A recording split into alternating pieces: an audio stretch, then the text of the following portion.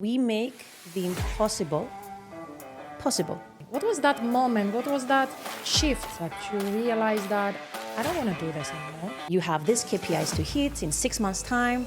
So I knew my bonus scheme, I knew like my title would change. And then I went a week in beach volleyball bootcamp. Don't know how I would have created my company if I didn't have a vision. You learn from the wins, but you learn mostly from your failures. For me, company culture is when you enter a room, because I'm thinking if I had to rewind and then do things differently, what things would have done and when. When you show something you're not, you create different expectations from people, and then people are not happy with what they see. And sometimes you seek support because you want to be motivated. You know, what am I doing wrong? For now, it's paddle. Tomorrow, 6 p.m. Booked. One message: be you, because that's your secret knowledge.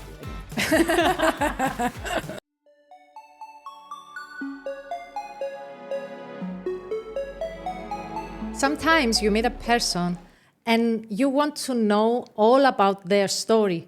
You get interested on their stories, how they started their journey, what were their thoughts, and what motivates them.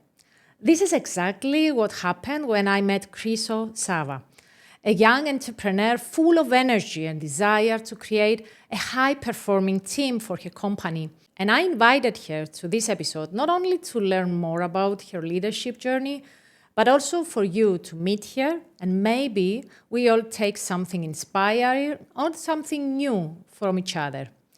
Chriso is an entrepreneur. She's the founder and the CEO of Stronde, a London-based and award-winning marketing technology agency with its own technology solutions. She is passionate about building strong teams and company cultures, and their company helps global brands like Motorola and Anthology thrive through innovative strategy and technology. I chose to have this conversation with Chriso because I like her energy, her journey, and her story, and I believe we should spread the word to more healthy and optimistic voices in leadership. So lay back, relax, and enjoy this conversation around leadership, teams, and company culture. Chriso, welcome. Hello. Welcome to the Leadership in Progress podcast. Thank you for being here today. Thank you for inviting me to come to the podcast. I was very excited when I asked you to come here because you're an entrepreneur. And I remember first time we met in one of my speeches around team development. Mm-hmm. And I remember how passionate you were about teams and about culture and about everything. And when I decided to have this podcast, I thought, I want to bring people like you and share their stories and share their approach on how they do things around.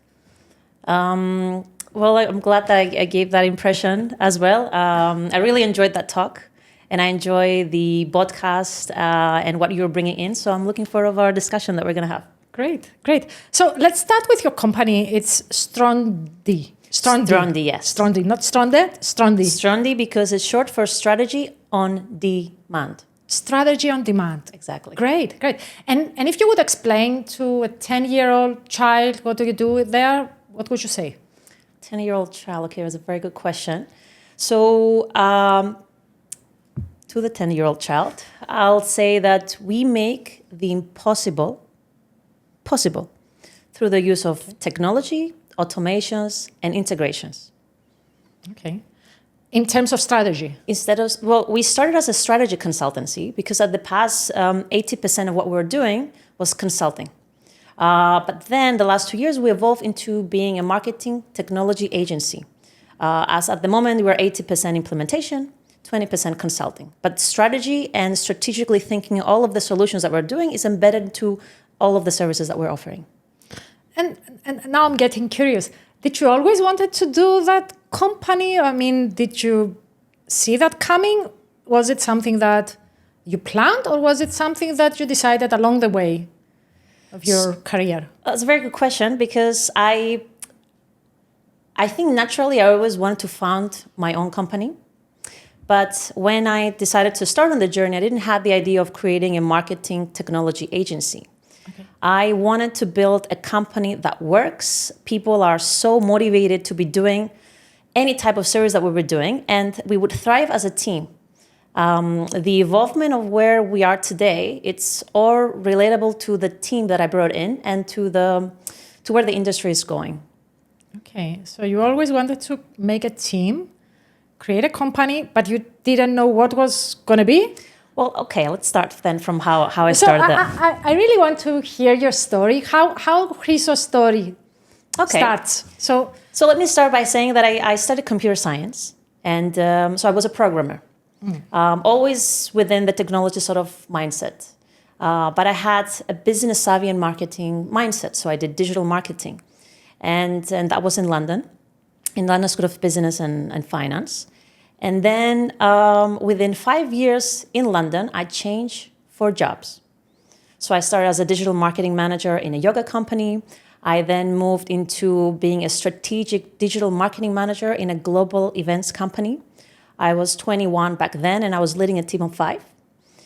And then I moved to 2 consultancies. And as a consultant, I was working in a specific team. I had my colleagues, my management team, etc. But then I was going into different companies, and I loved what I was doing as a consultant, which I'm not going to bore you with saying what I was doing. But what I loved the most is I loved observing how teams work. And I formed an idea, what is a productive team, and what are the tactics around them that makes that team productive. And I felt in the companies that I worked that nobody cared about who I was. Nobody cared about nurturing my talent, about my career progression. And I made it as a promise that if I ever wanted to make my own company, I didn't want anyone to feel like I felt in those companies. Like a number. Like a number. So I was a digital marketing consultant, and I love what I was doing. I like analyzing data. I liked presenting to companies what they should be doing, taking a complex matter and dicing into very simple tasks in order to present them, here's what you should do. But big companies, they take the time to implement those strategies. And I thought, wait a minute, what don't I create a platform that can connect early stage businesses, people with ideas, with the right strategies at the right time. So I left my company to build a product that could connect the right person with the right strategy. So I wanted to provide strategy on demand. Oh, okay. So before we go there, what was the moment, if you can recall that moment, that you realized that I don't want to do this anymore? I want to create my own company. What was that moment? What was that shift in your thinking that made you take the decision and say, okay, I'm doing it? Okay. Well, a year and a half into my previous consultancy, I had a review, and I was thriving in the job. I was coming up with ideas. I was pitching projects, winning clients. That was not part of my job, but I really naturally liked doing that. So they decided that it was about time to promote me. So I jumped on a meeting, and my manager told me, "Hey, you know what? We're gonna make you a senior consultant. You have these KPIs to hit in 6 months' time." So I knew my bonus scheme. I knew like my title would change, and then I went a week in beach volleyball boot camp. Okay. And I super switched on. I unwind. But it really also helped me think what I really wanted out. You gained perspective. I gained perspective. So I took the time to take a step back. And when I went a week later, and I went to work, I vividly remember that day. I was walking, crossing the street. I had this really tan in London days. And I went into the office and I sat down. I saw my colleagues, and I felt I didn't really belong there. Okay. And then I thought, I don't really want to become a senior consultant in that company because I didn't really believe in their vision. I didn't believe in the way they were doing things. And it didn't feel like it was something that I wanted to do. So it was at that moment I thought, okay, I want something different out of my life. So I just drafted my resignation letter right and then. And then I thought to myself... Same day? Same day. Without plan B? Without plan B. Oh. Yeah. Courageous. I was having those thoughts in my mind about, I would like to have a small team and I would like to build this product. But you didn't know at that point what was going to be? I did not know. Okay. But they gave me the strength to say, when they came and told me, hey, you have the potential to become a senior consultant and you can be doing this, this, and that. I thought, okay, even if I failed, I can just go and do that again. And I even felt that if I wanted to go to the same consultancy, I could have gone because I had a great impact there. And if they wanted me with that type of salary and to be doing those stuff, somebody else would want me too. So they gave me the sort of courage to do that.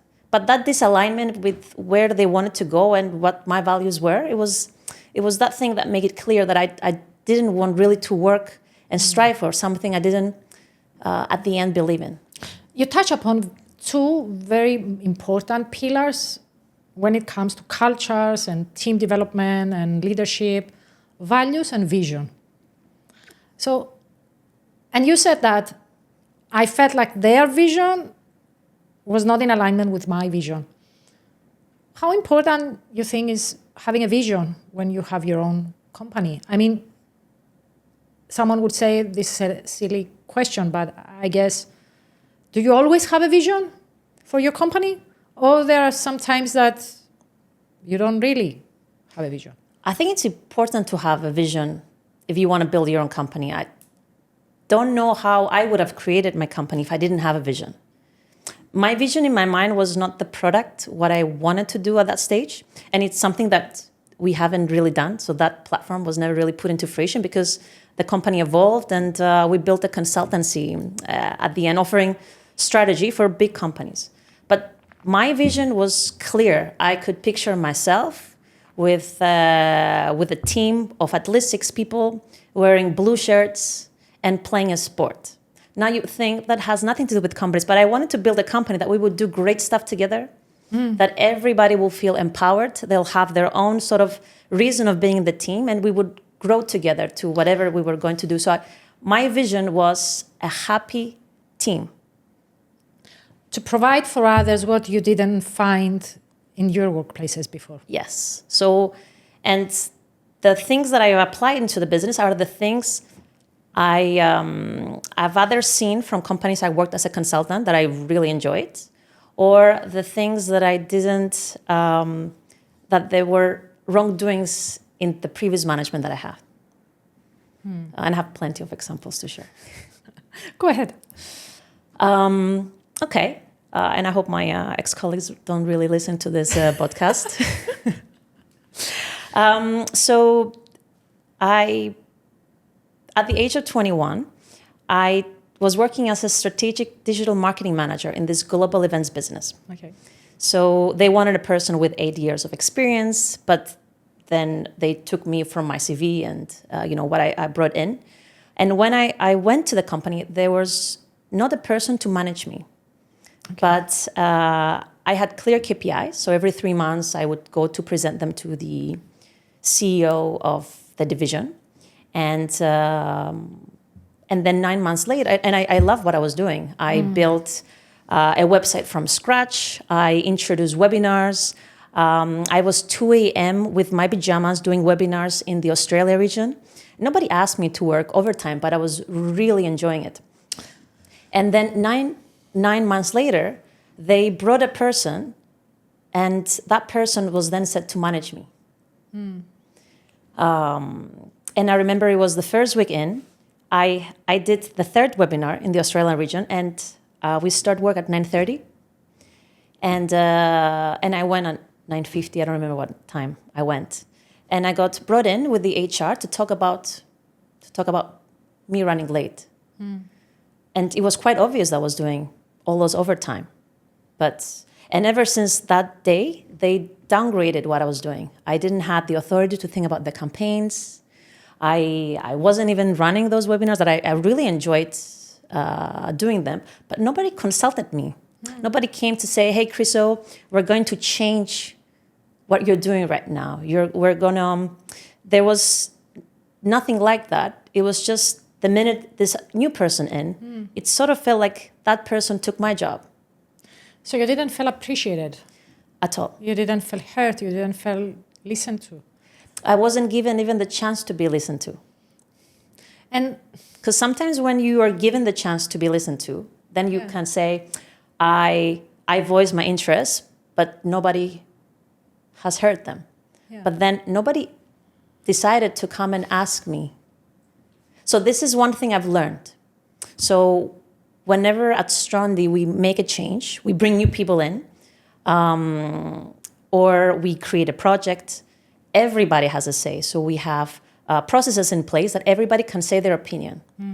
Because I want everybody to be heard, everybody to have the ability to voice questions, concerns, suggestions, irrespective whether you're senior, you're junior, you're 2 weeks in, 6 years in the company.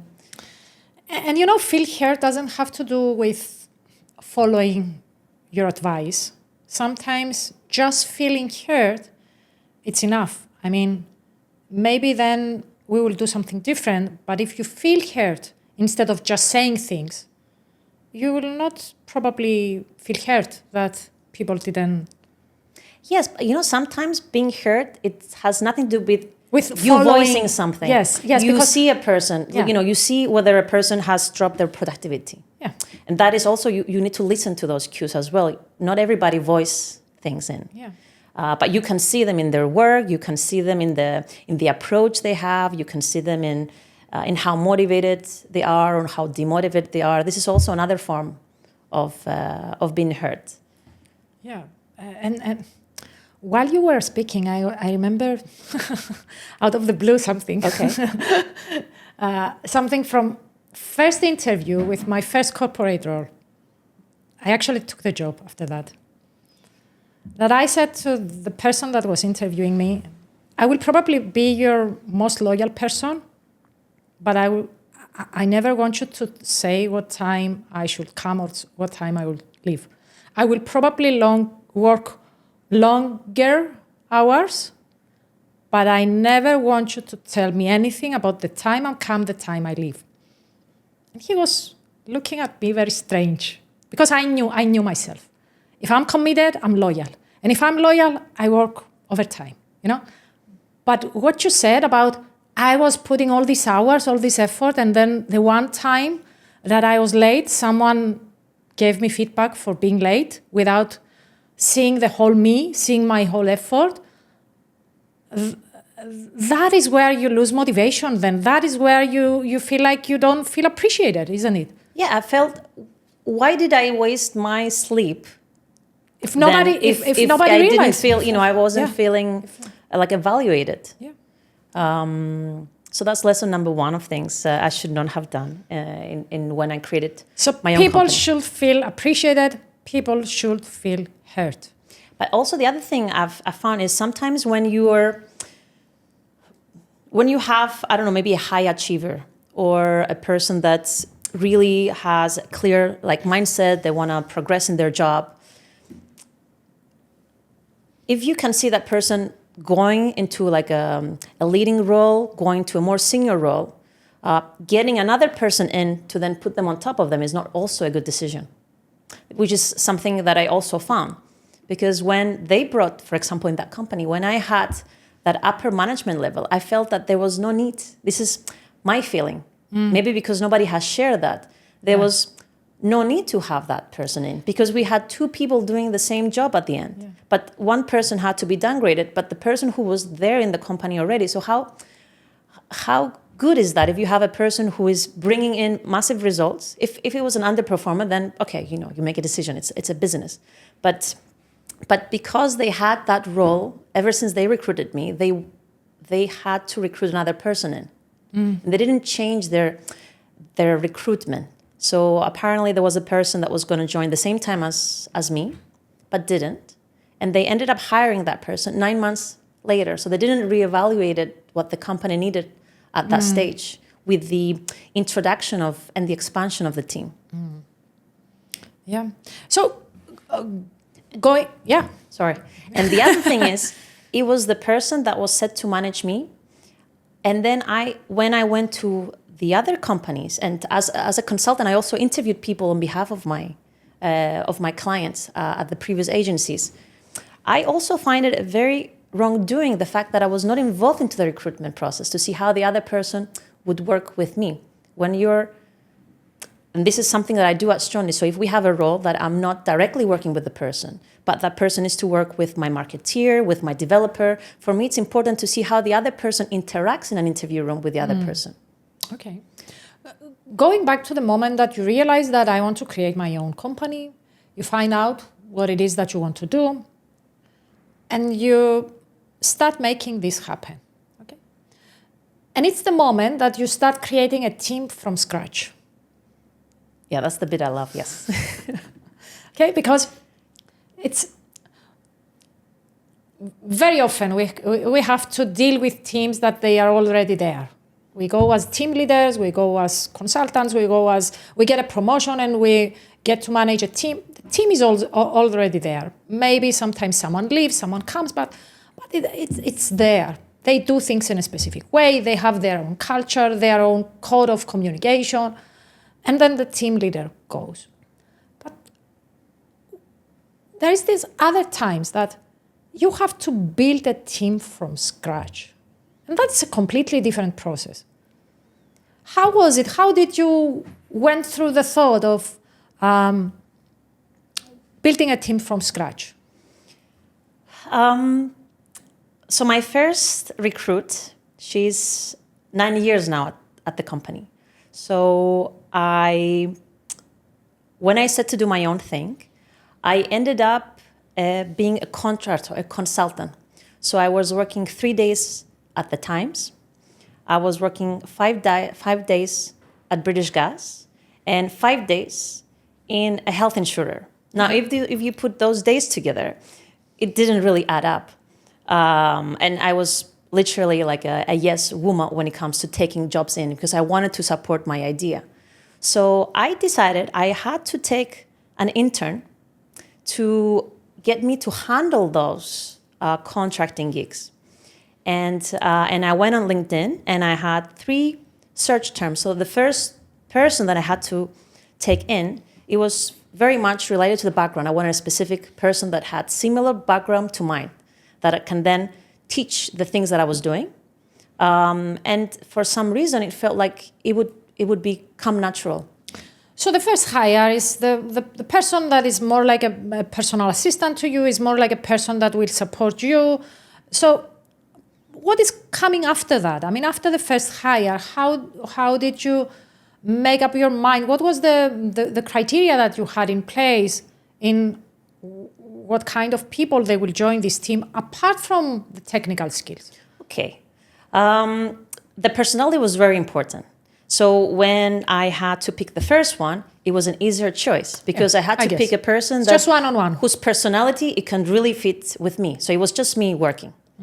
When I had to take this third person, then I had to pick a personality that then it would work with the other person that I had in, but also with me. And that's the tricky part. When you get to work with people, you know who you're gonna work well with. But when you have to then make the decision of who will work with your team in a way that is productive for the company, but also make the other person not demotivated to do their job, but the other way around, that's where it becomes tricky. So the first 2 hires were the easiest one, because it was easy. From 4th person to more, it became a lot more tricky because there was a lot of other aspects to have. And there were learnings along the way. You know, I've learned what to look out for. I've learned what definitely not to look for when I had a recruit. But during this process, the main thing that it really got stuck with me is that you can teach the skills, but not the attitude. So everybody who I got into the company, I grew them up into a place. They would then lead and manage other people. So I got people that I could see them, I could picture them where they can be in 2 years, in 3 years, in 5 years' time in my company. And you can say it's not something easy. You go with your gut feeling. But I was also quite privileged and lucky because for one of my clients, it was called City Pantry. It's like Walt or Foodie for businesses. Our audience was office managers. And we came up with the idea to create a community. So every 6 weeks, we were organizing events. And all those events was how great teams work well together when they do things together, when they eat together, when they do things together, because that's what makes a team thrive. And we were bringing experts in the field and experts that had to say how you create the value, the brand values of your team. How do you interview against those brand values? What is the importance of finding people that they don't just add to the culture of your company, but they bring extra elements to the company. So I got some frameworks from that understanding that I implemented. When we were 4 people in the company, we then defined which are our values. And whenever I had a recruit, I was then interviewing against those values, because I wanted to ensure that people that come in, they fit in. Otherwise, you feel that sort of disconnect. When I felt I didn't align with that company at that time, I didn't know it was the values, but then it was clear to me. Their values had nothing to do with mine. It sort of became very much clear that that's something I invested time to define, which were our values, and then how do I then go and test that against people I bring in the company, and then I evaluate it through time. So, and are your values the same over the years, or they change? They're the same. Okay. I think we introduced one ever since. Would you like to share those values? Yes, we're transparent, strategic, strategy on demand. It has to be strategic. Go-getters, autonomously motivated, and approachable human beings. Okay. And all of those 5 are equally important. And how do you test if I want to come to your company? Let's say I'm very interested to come and work for your company. How would you test if I'm suitable to join your team? So you can have this team that they can collaborate, they can feel like they belong with each other, and they can thrive together. Okay. So depending on the role, I don't do the skill evaluation anymore. So we have a team that does the skill evaluation. But let's say if you pass the skill evaluation. Okay, that's the technical part. Yeah, that's the technical part. Technical part, okay. Let's leave that aside. Okay. Moving on. We have a set of questions that we get to ask. And the other important element that I had to say is that while I was recruiting, I come from a consultant background and different type of background, which I guess we're going to talk about it later on. But I don't come from like a psychology background or that type. So there were times that the transparency for us is key. If you're not transparent, honest, it doesn't really work with the team. And there was a time that I recruited a person in that it was totally not transparent. And during the interview process, I missed that. I really liked an aspect of that person, but I translated it not in the right way. So I learned that to be a good leader, to run a company, you don't need to just rely on yourself. You need to rely on an expert of that matter. So in our interview process, we have our employee engagement officer, a person working with us part-time as an employee engagement officer, and now she works externally. So she's the person who gets to evaluate that person. With some tools, I guess. With some tools. They make some assessment tools, some personality test or some... She uses 2 elements. It's a personality test, but that one we do once we hire a person. Okay. But it's down on questions and answers. She gets to ask things also, same things 3 times to even see how people respond. You know, because hiring a person is a responsibility after all. And it's not a responsibility about only for the person that you're hiring, because they will leave their job, come to you, or they will make changes in your life to work for you. It's a responsibility that you have for the rest of the people in the team. It's a responsibility that you have for the company. And just relying on the 30-minute or 1 hour that you interview a person... I spend a lot more time to do interviews in our company. And I realize that you spend a lot of energy and time in the hiring process, and that shows that you really take that very serious in the responsibility that you have when you bring someone on board. Yeah, and I'll tell you why. Because it's very hard to let people go. Like to fire a person. So for me, it's the worst thing that a CEO that loves to be, friendly with people gets to do. So the reason we take a lot of time to hire a person is because I don't want to be firing people. So if you hire fast, but then the person is not the right person, it doesn't just create the element, okay, now we have to do it again. It creates a really bad energy and demotivation to the rest of the team. Because the one person, the one bad apple you bring in the company really has a big effect. And it has effect on the team morale, the team energy. But most of all, because, it's businesses that we're running, it has effect in your bottom line, in your profits and your profitability. And that's something it's not a good thing to have. So it's the number one important aspect that every organization, in my perspective, should have to focus on when they're hiring a person. And we don't realize that. Let me give you an analogy. Like a team is like a salad, okay? What type of salad, because... One type of salad, and then another team is another type of salad, and then another team is like another type of salad, Because every single person is different, it's like different ingredients creating one salad. And then other ingredients, they will make different salad.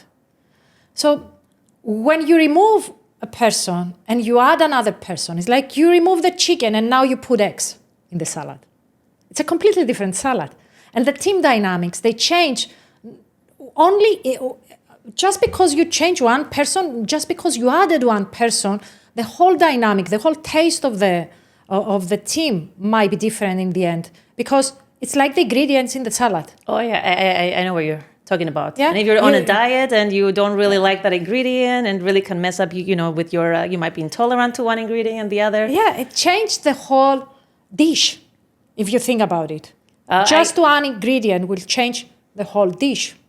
I have a different analogy that I think also defines the way that I approach things. I come from a team sports background.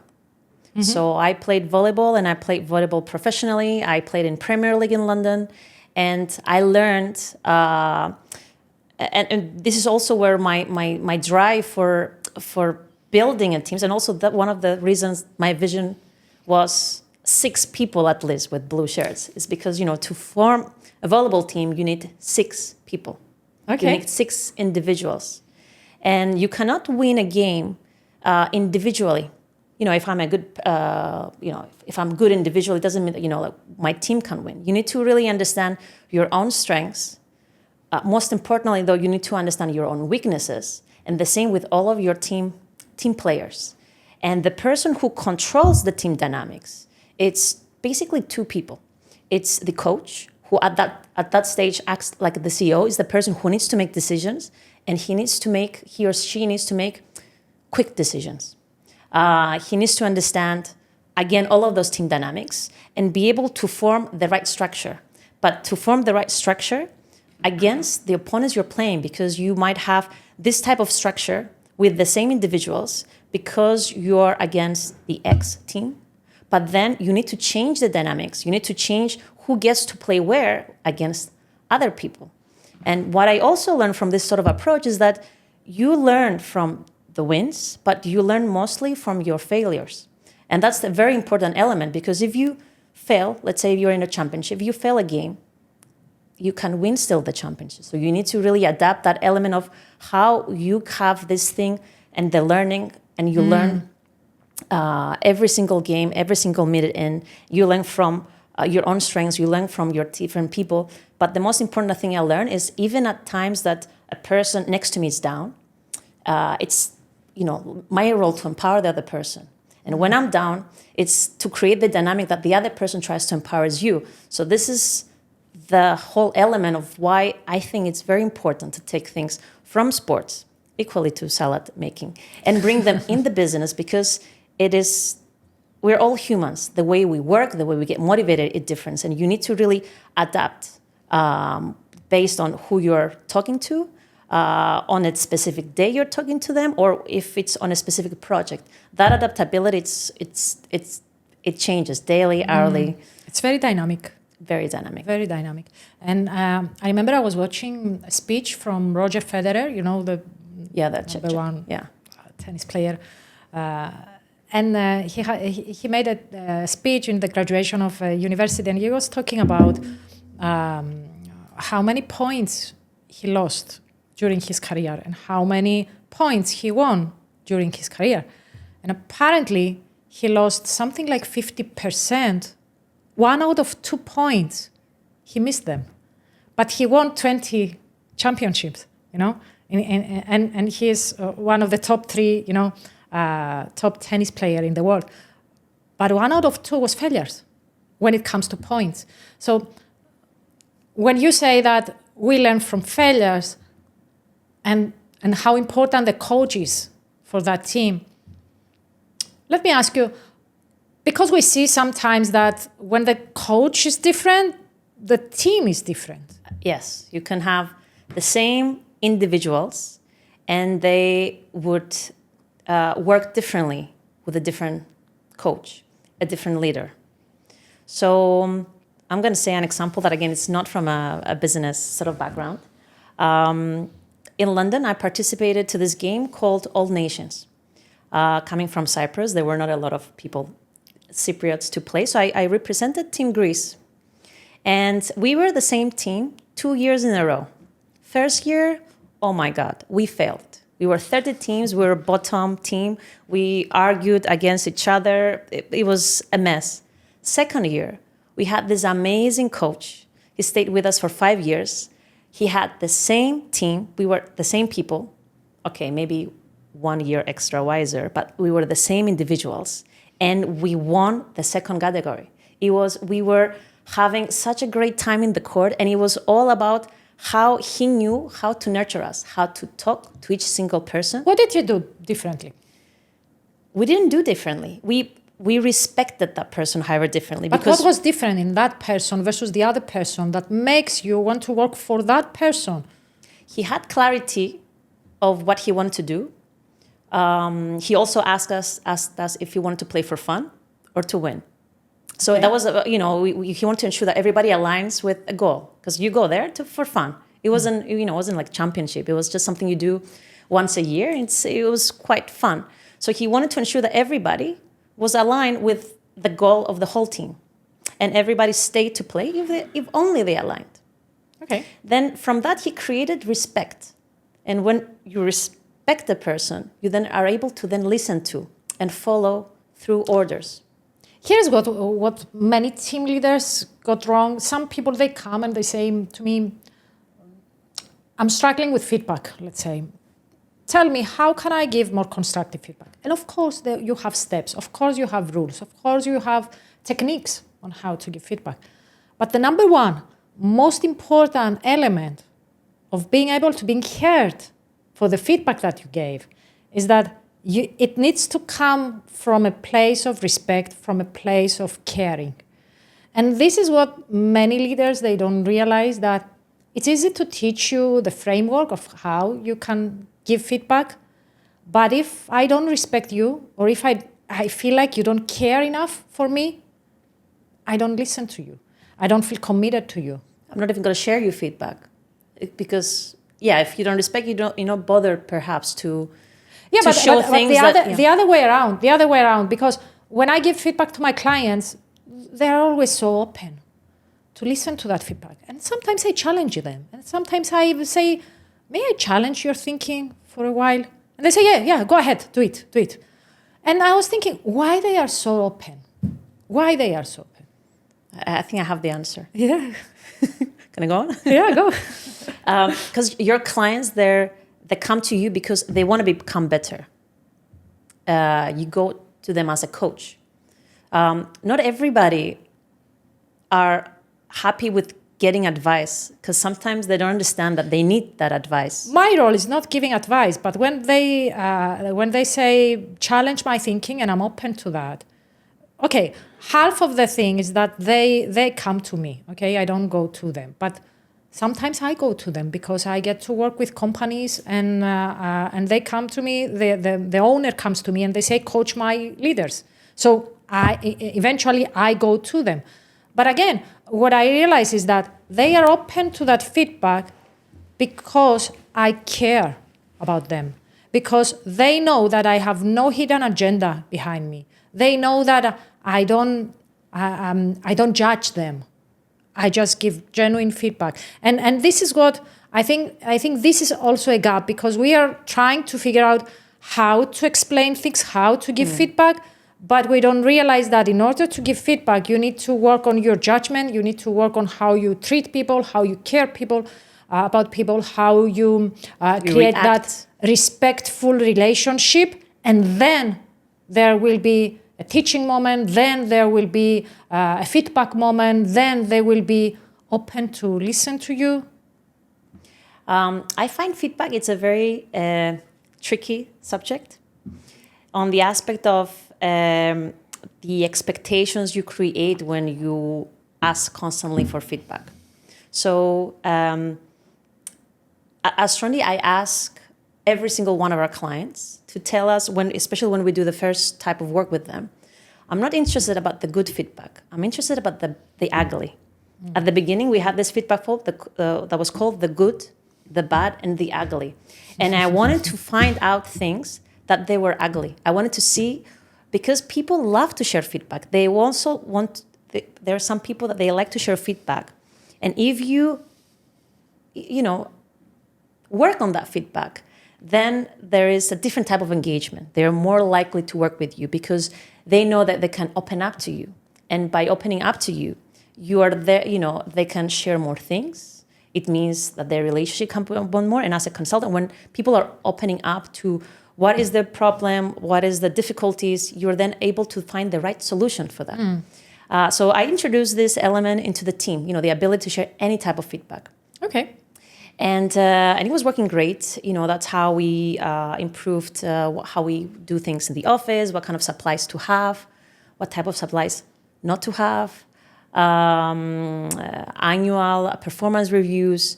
But then there was created the expectation that they can share things, and then they would expect things, because after you receive the initial feedback, you optimize a lot of things. But there are some elements that are their business decisions.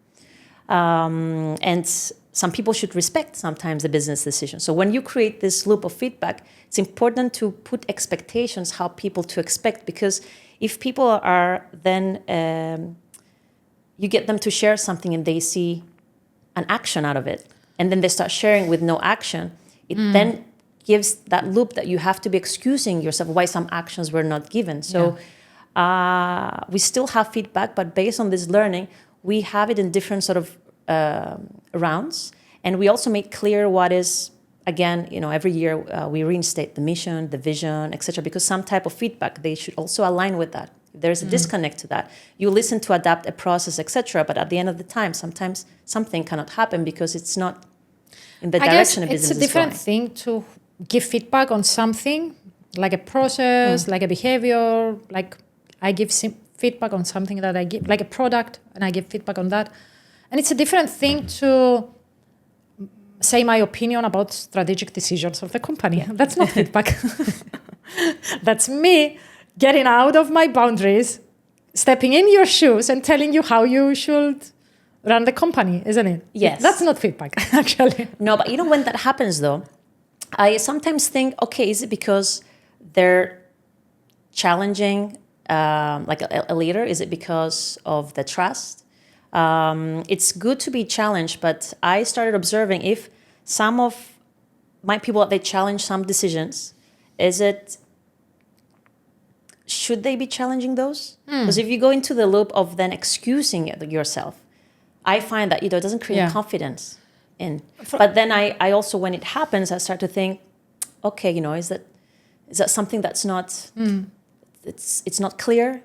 Is that something maybe I should make clear? So then a person should not have been challenging that if something else was clear. So I always try to observe this and then define whether it's my role to then step back to see something needs to happen internally, or whether it's the other way around. Feedback is a big conversation. When it comes to a team leader, you're obliged. It's your role to give feedback to your team members. But in any other case, I really believe that you need to ask for feedback. And feedback coming unannounced and without permission, it shouldn't be always, respected. Because people, they love to say their opinion. And I always ask for feedback. And before we start this shooting, I was telling you about how I improve my videos on this podcast based on feedback I received, but feedback that I received from people that I like and I respect. And I respect their opinion. Not feedback from everyone, because then you will get lost. Yeah, I think it's also the role of a leader to then stop that from happening. Yeah.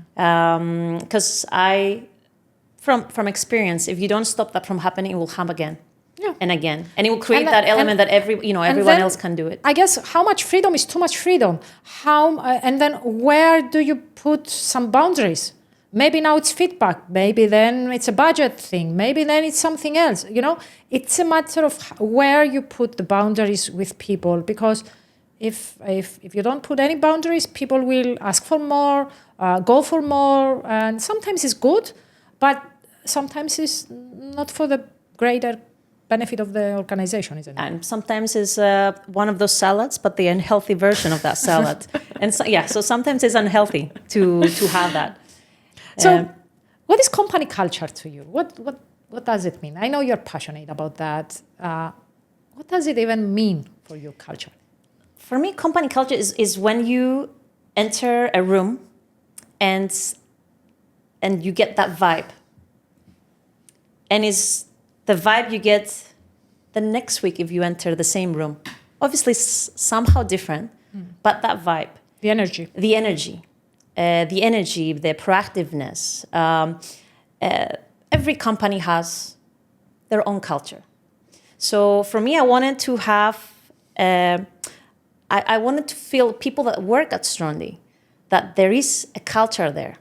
And that culture fits them. Because our culture is not for everyone. Of course. We're a very small team, and it's really not for everyone. If really you want to go into an environment that you want to be heard, you want to people that will focus on your learning and development. They're going to give you, every year appraisals.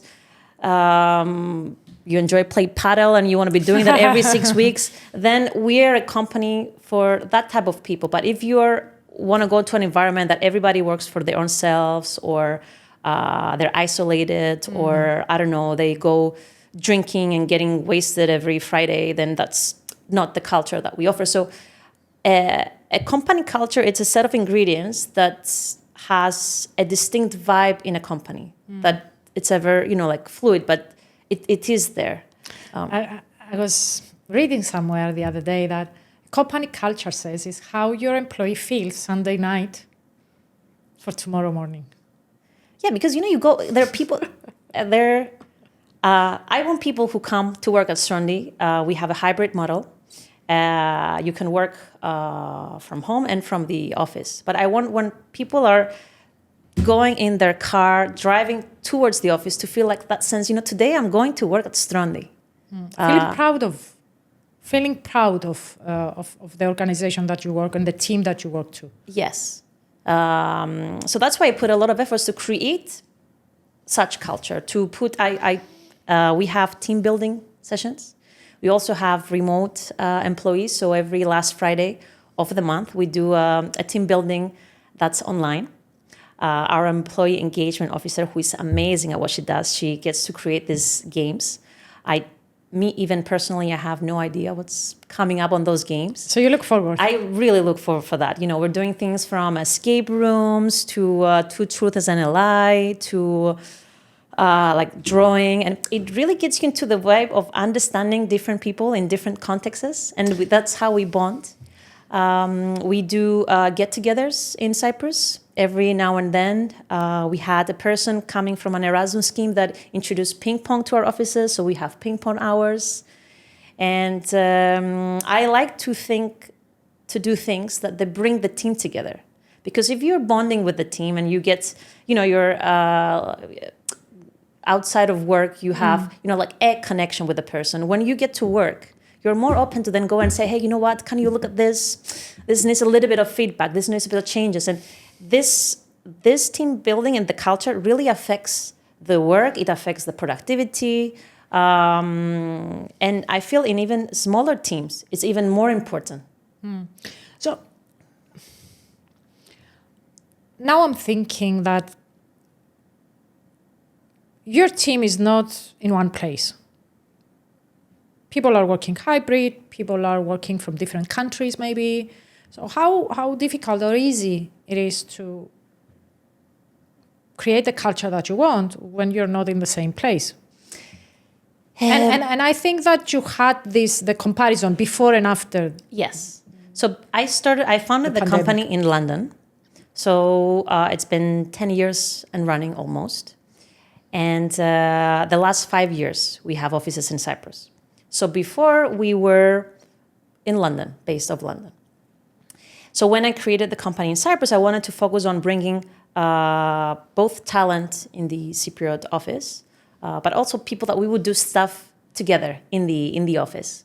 So we are a bit 70% Cyprus-based, 30% remote. So how do you make those 30% feel included and having the same feeling as everyone? I mean, being on board with everyone. So the team buildings, so we make them remotely because otherwise there's not any other way of doing them. That's the last Friday of the month. Once a year, people from abroad, they come to Cyprus. This year I introduce an annual sort of a retreat, like a focus group.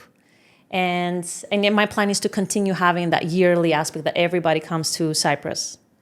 But having said that, I am keen to really, I love working with people. And there are some roles that, for example, like designer roles, that if I don't find, like a talent in Cyprus, it's okay to have remotely. But now I'm looking for from people and employees that are based in Cyprus because I want to really build on the team vibes.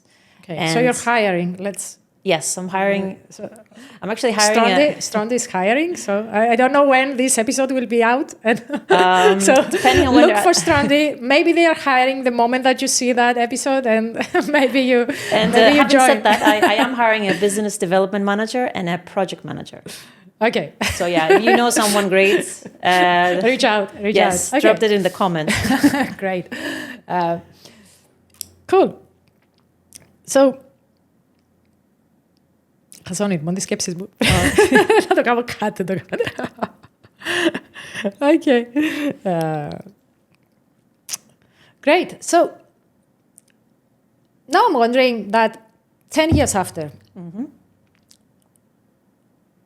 if you would go back to your younger self, like 10 years ago, with the experience that you have right now, the knowledge that you have right now, the level of awareness and the learnings and everything that you have right now, what would you say to your younger self when she was creating that idea, when she was creating that vision of having her own dream? What would you say to her? Like advice? Yeah. What? Let's say that you have a 30-minute meeting with your younger self 10 years ago, when she was starting this dream, this vision, and you're there to help and support. What would you say? Okay.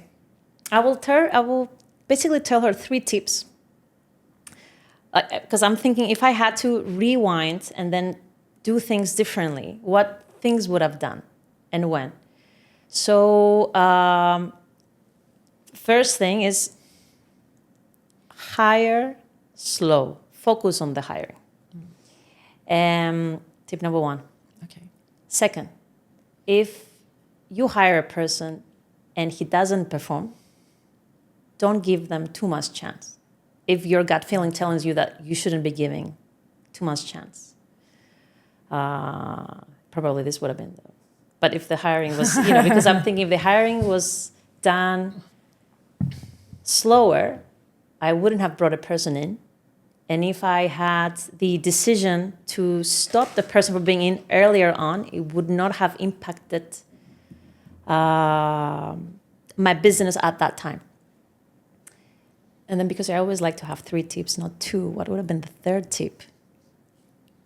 The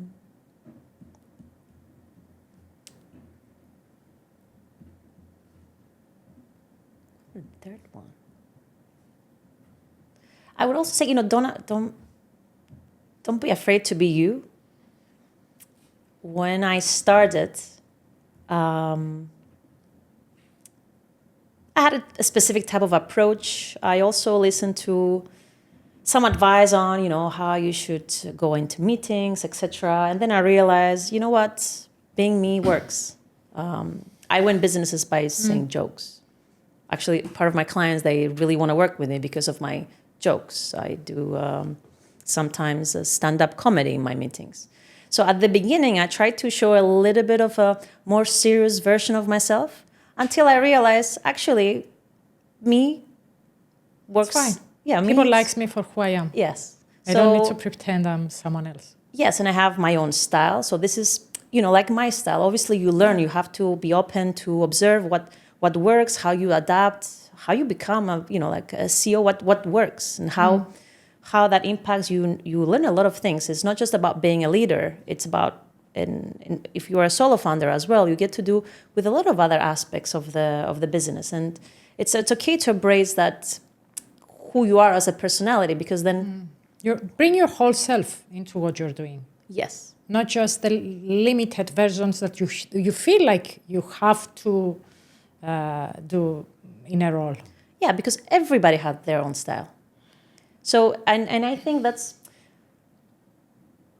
seeing maybe and observing from consultants that was there before. I think that's also the difference if you go into a team that has a specific, if you change and there's a different manager than others, start people thinking, no, the other person was like this. The other person was, and you're not going to change who you are just because the previous person in your own shoes was doing that. You should really embrace who you are and not go to the trap of really changing. The moment you compete on the same things, you lose.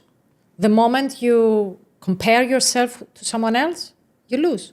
Because you cannot be someone else. You can only be the best version of you. You can only be the authentic you. And then no one else can compare themselves to you.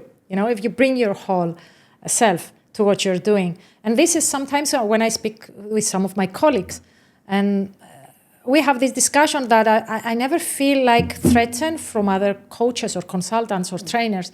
And the reason that I never feel threatened is that I know that my client is coming to me because of me. And their client will never come to me because they want to go there because of them, It's who you are, and then you attract the right people around you. Yeah, and I totally agree on that aspect. But sometimes we feel like we need to be perfect, We need to, and I realize, let me tell you something personal, because recently we started playing paddle. Remember, our first meeting actually was, you said, we couldn't find time to meet, and you said, I'm playing paddle on Thursday, why don't you come and we can have the meeting there? And I came to the paddle game and I love it. I loved it. Now it's my new hobby, I have to say. See, that I have to say that now I'm having this obsession around paddle. So thanks for that. But and I downloaded this app and I was putting, my knowledge, my skills, and it has this ranking, your score, how good you are. And I answered the questions and I received a ranking.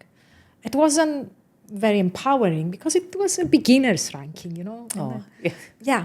And I felt like, I don't like this. I want to be perceived as better in what I'm doing. And then I thought, but then you create different expectations from people.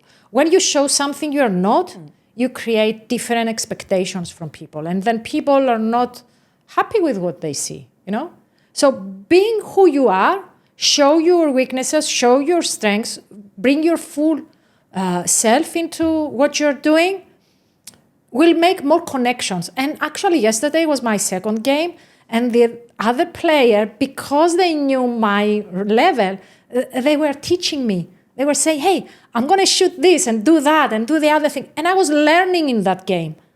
While if I was going to show them how good I am, not having self-awareness, they will be mostly frustrated. No, a practice makes perfect. But even though that's not and that's I the like same. practice makes progress, though. Yeah, that's why we're gonna say. I was gonna switch it because it's like leadership, and leadership it's in progress. Yeah, that's our title. It's leadership in progress. I know. I try to do that. It's always a work in progress, like everything. Yeah, you learn, you adapt, you even learn things about you that you didn't know. And based on that, you then grow and become a better leader. It's just you need to be open and understand what's happening out there. You need to understand the minute that you're winning. You need to understand the minute that you're losing, and you need to really learn from your own failures. And it's an ongoing process. And sometimes it's a lonely game, isn't it? It does get lonely, but sometimes. But I think it's the minute you realize that you are not their leader on your own. You need to really build up a leadership team. Mm-hmm. So you need to think that in order to feel less lonely, you have to not just have the right team people, but you have to have the right team leaders at set positions. And it's only then that becomes less of a lonely game. Great. So 3 lessons from Chriso: hire slow, fire fast. Yeah. And don't be afraid to be authentic. Great. Do you have a support system? Like I mean, system? I don't know, what is your support system? How do you make sure that you have the energy, you have the stamina, you have the motivation to keep going? Because you have challenges. I mean, challenges is everywhere. So do you have any support system as a person to... It's really important to have a support system. First time I was asked the question, I thought to myself, I don't really have a support system. But then I realized I do. I have my friends outside of work. I have friends who are doing the same things. And when we meet and we discuss our challenges, we learn from each other. And I go to a lot of events, and I love going to events, and I like meeting fellow CEO owners, fellow agency owners. And then I can tell them my struggles. I can just, upload, and then they tell me theirs, and then we learn from each other. At some point, I joined a mastermind group, which was great. We were two owners that we would meet every 2 weeks, and we would discuss things in business, and we always had one element we wanted to improve on, and each of the other person was giving their own opinion, and it's very important to have a support group, and it's important to surround yourself also with people that they can give you that type of support, and you have like a venting mechanism out there, because it's very important. If you have something to voice out and you're a solo founder or a leader of a team, you cannot go and tell your issues to your colleagues, the people you manage. You don't. It's not your role either to do that. But you have to find what is that support group outside of the work that really gets you to gain the learnings you're looking for, the motivation. Sometimes you seek support because you want to be motivated. What am I doing wrong? You need to get that outside power to really motivate you. And also when one area of your life is failing for a moment, let's say your company is not doing very well, or something is happening with your team and it stressed you up. So when something in your life it's not performing the way that you want, you have other pillars to support. So having a support system, it's very important, because then it's not that you are 100% there and when something is not going well, everything collapses. No, it's true that sometimes things in your personal life can affect business, and the other way around. But also a support group doesn't need to be a support group per se. It can be something that you do for you. Yeah. So I'm glad you're really into paddle, because maybe we could be doing paddle more often. But for me, I like to release frustrations and energy by doing something that I like, and it's active. That's through sport, yes, to move. And for me, it's really important to have the time to do that. I find that if I work 8 hours, but without movement, I am less productive than if I work 4 hours with more movement. And that's something that works for me. Some other people, they like to listen to podcasts. They like to go to the theaters, etc. But it's very important to find what things can support you to be the better leader. And those things are the people around you that can offer you advice or be there just to listen. Just to listen sometimes. Or to do the things that can get you to unwind and unblock. Because a lot of times you can't be blocked. And by talking to somebody doesn't mean that they can't block you. Sometimes, some people don't know how to listen. You go to this rule, I don't know what to do. So it's very important to find what it is that makes you unblock and have that different type of perspective. For me, it's sports. For you, it might be something different. It's paddle for now. Good. For now, it's paddle. Tomorrow, 6 p.m.? Booked. Chriso, thank you very much for coming to the Leadership in Progress podcast. If you would send one message out there to other team leaders that they are listening to us, what would you say? One message. Yeah. Be you, because that's your secret. No, let me do it again. Because everyone else is taken. Yes. Yeah. One message. Okay, one message. Okay, one message. Be authentic, but whatever you do it with passion. Because that's how I found that people are able to listen. Great. Thank you very much. Thank you. Thank you.